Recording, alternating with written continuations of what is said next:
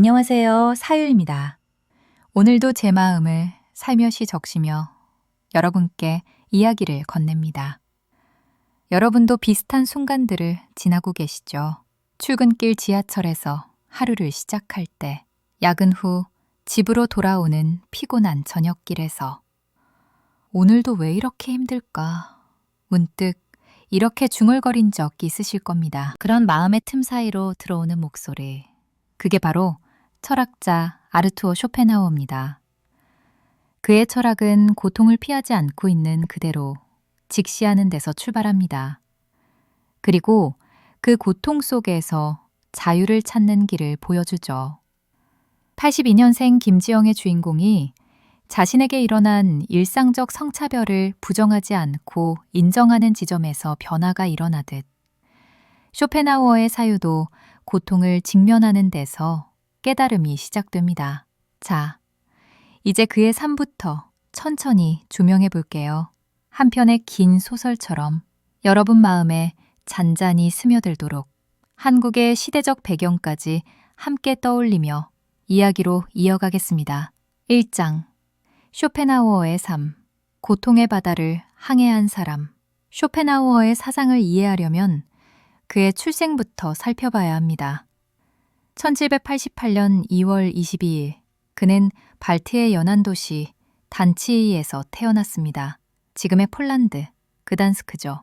그는 부유한 상인의 아들로 태어났기에 경제적 걱정은 크게 없었지만 가족에게는 어두운 그림자가 나타났습니다. 17살이 되던 해 그의 아버지는 창고 지붕에서 떨어져 스스로 목숨을 끊었습니다. 이 사건은 그의 일생 깊은 곳에 트라우마로 남습니다. 그는 자살을 의지의 도피라 말했습니다. 여기서 말하는 의지는 단순한 의욕이 아닙니다. 우리 삶을 밀어붙이는 끝없는 욕망의 근원, 고통을 만드는 힘이기도 합니다. 어린 시절의 상처는 그에게 고통이 피할 수 없는 삶의 본질임을 깨닫게 했습니다. 어머니 요한나는 인기 작가였지만 화려한 사교계에 빠져 아들을 돌보지 않았습니다. 그 방임은 어린 쇼펜하우어에겐 사랑의 결핍이라는 또 다른 상처를 남겼습니다. 그는 훗날 스스로를 태어나자마자 고통의 바다에 던져진 자라고 말했습니다. 그 표현이 그의 인생을 대신해 줍니다. 이 고통의 경험들은 대표져서 의지와 표상으로서의 세계에서 주제가 되었습니다. 삶은 고통이고 우리는 그 바닷속에서 허우적대는 존재라는 관점. 이런 배경은 한국 역사와도 닮아 있습니다. 조선 후기, 임진왜란과 병자호란을 지나며 민중들은 깊은 한을 품게 됐죠. 쇼펜하우어가 개인적 고통을 철학으로 승화한 것처럼 우리는 집단적 고통을 문화 정서로 녹여냈습니다. 쇼펜하우어는 19살에 괴팅겐 대학에서 의학을 공부하다가 곧 철학으로 전향합니다. 철학이야말로 고통의 뿌리를 파헤치는 도구라고 여겼기 때문입니다. 그는 베를린 대학에서 당대의 거장이던 헤겔의 강의를 들을 기회가 있었지만 헤겔의 낙관주의를 강하게 비판했습니다. 그에게 헤겔의 철학은 진실을 왜곡한 허황된 낙관주의로 보였습니다. 세상은 이성적으로 잘 돌아간다는 말보다 고통이 인간의 본질이라는 사실이 그에게는 더 현실적이었죠. 그의 삶은 시대적 혼란과도 겹칩니다. 프랑스 혁명 이후의 불안, 나폴레옹 전쟁에 지속된 상처.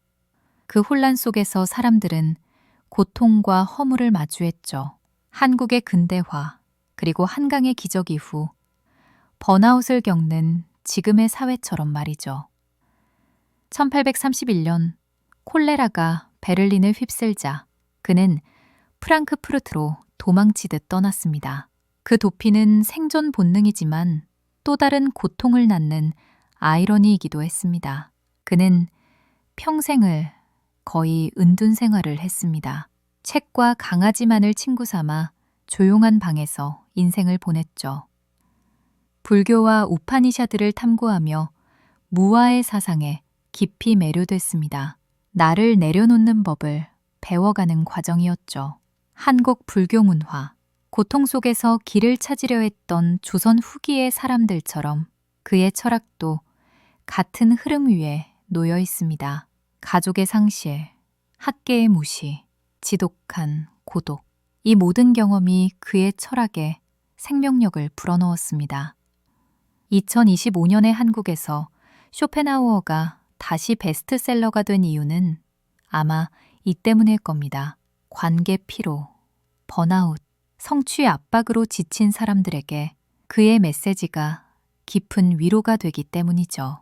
이제 그의 핵심 개념, 의지로 넘어가 보겠습니다. 우리 괴로움의 본질을 설명하는 열쇠입니다. 2장, 의지의 비밀. 우리는 왜 괴로운가? 쇼펜하우어 철학의 중심에는 단 하나, 바로 의지가 있습니다. 그가 보기에 세계는 표상과 의지로 이루어져 있습니다. 우리가 보고, 듣고, 느끼는 세상, 이것 모두 표상, 즉 하나의 환영과도 같습니다. 보이는 세계 뒤에는 진짜 본질이 숨어 있습니다. 그게 바로 의지입니다. 그가 말하는 의지는 간단한 마음이 아니라 우리를 밀어붙이는 끝없는 욕망의 힘입니다. 먹고, 자고, 번식하고, 더 많이 가지려는 멈추지 않는 생존 본능. 예를 들어 볼까요? 월급날이 되면 잠깐은 행복하죠. 그런데 다음 날은 더 많이, 더 좋은 것을 향한 욕망이 밀려옵니다. 연봉 5천을 받으면 6천에, 6천이 되면 7천을 바라보게 됩니다. 쇼펜하우어는 이것을 의지의 덫이라고 불렀습니다. 라면을 먹고 배고프지 않네? 느끼는 10초. 그게 진짜 행복이지만 그 평화는 곧 사라집니다. 새로운 욕망이 바로 밀려오기 때문이죠. 그는 인간의 삶을 고통과 지루함의 진자운동이라고 했습니다. 욕망이 채워지지 않으면 고통, 채워지고 나면 금방 찾아오는 지루함, 그 지루함마저 새로운 고통이 됩니다. 19세기 유럽 산업혁명 속에서 노동자들은 노동의 고통을, 상류층은 지루함의 허물을 겪었습니다. 지금 한국의 번아웃 사회와도 놀라울 만큼 닮아 있습니다. 카톡 알림에 몰려 살고 SNS 릴스로 3초마다 새로운 자극을 찾으며 끝없는 비교 속에서 불안을 만들어가는 일상. 82년생 김지영의 주인공처럼 욕망과 사회적 규격에 갇히는 삶. 쇼펜하우어는 이것을 불교의 탐진치와 연결했습니다. 탐욕, 분노, 어리석음. 한국식 표현으로 하면 비교하고 화내고 부족함 느끼고 다시 스크롤하는 일상입니다. 여기서부터 탈출하는 첫걸음은 인식입니다. 지하철에서 광고를 보며 이 가방 사야겠다 라는 생각이 들 때 잠시 멈추고 이건 내가 원하는 게 아니라 의지가 나를 밀어붙이는 거구나 이렇게 말해보는 것. 그 순간 우리는 욕망의 노예에서 관찰자로 옮겨갑니다. 그게 깨달음의 시작입니다. 3장, 금욕의 기술, 욕망을 다루는 세밀한 실천법. 쇼펜하우어가 말하는 해결책은 금욕입니다. 여기서 금욕은 수도승의 삶이나 극단적 절제를 뜻하지 않습니다. 그가 말하는 금욕은 의지를 통제하는 기술입니다. 욕망의 목줄을 가볍게 붙잡는 연습이죠. 이것도 마찬가지로 한국 사회와도 맞물립니다.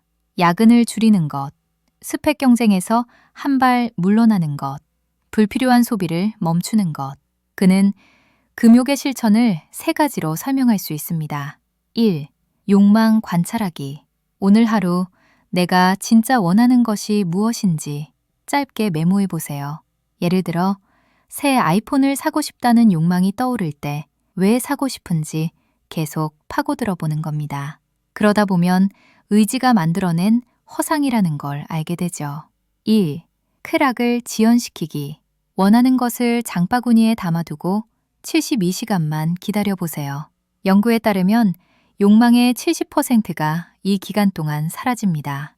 한국 쇼핑 앱의 지금 구매 버튼은 사실 의지가 만든 함정입니다. 3. 의지 차단하기. 불필요한 알림을 끄고 SNS를 하루 한 번만 보세요.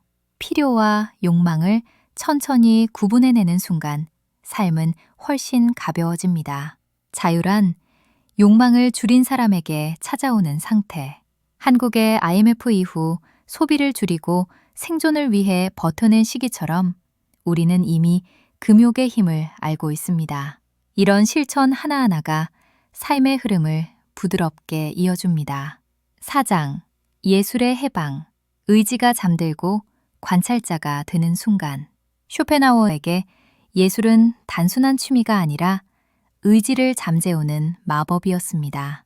음악 한 곡을 들을 때 시간 감각이 사라지고 욕망이 잠깐 멈추는 순간이 있죠.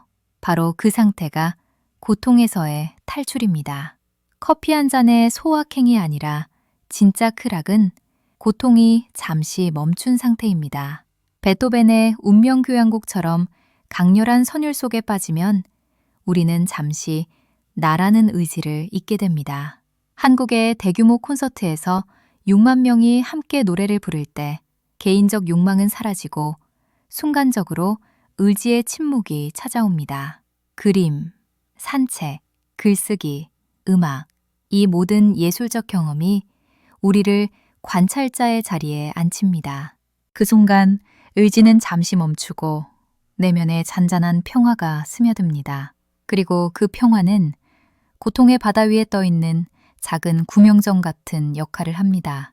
한국의 명상, 사찰, 민화, 민중이 고통을 예술로 승화해온 긴 역사 모두 그가 말한 예술 해방의 흐름 위에 있습니다. 5장. 쇼펜하우어와 한국의 한. 고통을 꽃으로 피우는 힘. 쇼펜하우어는 고통을 삶의 근본 성질로 보았습니다. 그리고 그 고통을 인식하는 순간 우리는 한 걸음 벗어날 수 있다고 말했죠. 이 관점은 한국인의 정서인 한과 정확히 닿아있습니다. 한은 억눌린 슬픔이지만 그 속에서 생명력과 변화가 피어납니다.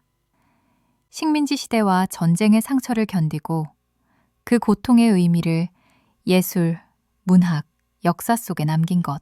그게 바로 고통을 승화하는 방식입니다. 5.18의 기억을 다룬 소년이 온다처럼 고통을 인정하고 바라보는 과정에서 우리는 더 강해집니다. 쇼펜하우어도 같은 이야기를 합니다. 고통은 도망칠 것이 아니라 직면하고 이해해야 한다고.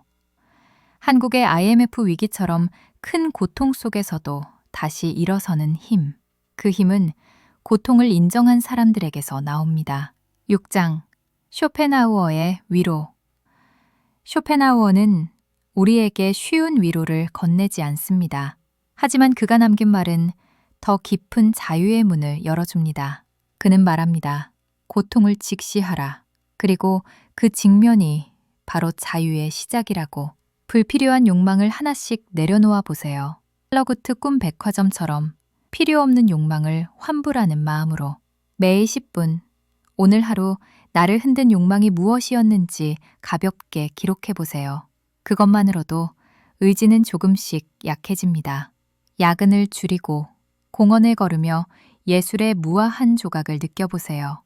지친 마음에게는 고통이 무상하다는 인식이 큰 숨결처럼 다가옵니다. 쇼펜하우어의 말처럼 이 운명을 사랑한다. 그 마음이 피어나는 순간 고통은 더 이상 우리를 삼키지 못합니다.